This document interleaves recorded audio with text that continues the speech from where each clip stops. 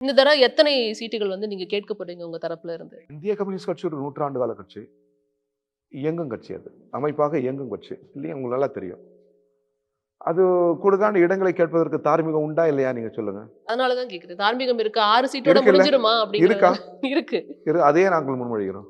அது ஒரு ஒரு ஒரு நம்பர் கிடைக்குமா சார்? ஒரு 6ங்கிறது இல்ல. எத்தனையா இருக்கும்? கட்சியில கலந்து பேசுவோம். ம்ஹ்ம். பேசி நாங்கள் கூடுதலான இடங்களை கேட்போம். ம். கூடுதலான இடங்கள் கேட்பது கூட்டணி ஜனநாயகத்தில் தவறு ஒன்றும் இல்ல. ம்.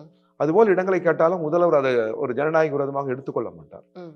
தோழமை கட்சிகள் நாங்கள் உரையாடல் செய்வோம், கலந்து பேசுவோம். ம். கலந்து பேசி அன்றுள்ள சூழலில் சாத்தியமான ஒரு முடிவுகளுக்கு நாங்கள் வருவோம். ஆக இந்த கூட்டணி உறுதியான கூட்டணி, கொள்கை கூட்டணி இதான் வெற்றி பெறும். இப்போ கூட்டணி கட்சியில இருக்கிற மற்ற கட்சி இப்போ காங்கிரஸ் எடுத்துக்கிட்டோம் அப்படின்னா, ஆட்சியில் பங்கு அப்படிங்கிற குரல வந்துட்டு எழுப்பியிருக்கிறாங்க. அது மேலோங்கி இருக்குங்கிறத பார்க்க முடியுது. நாங்க எங்களை பொறுத்தவரைக்கும் தமிழ்நாட்டில் ஆட்சி அதிகாரம் அதற்கான சூழல் இல்லை. அந்த கோரிக்கை எழுப்பதற்குரிய சூழல் எங்களிடம் இல்லை. ம். நாங்கள் ஒரு 40, 50 இடங்களை பெற்று வருகிற போது அதை பற்றி சிந்திப்போம். ம்.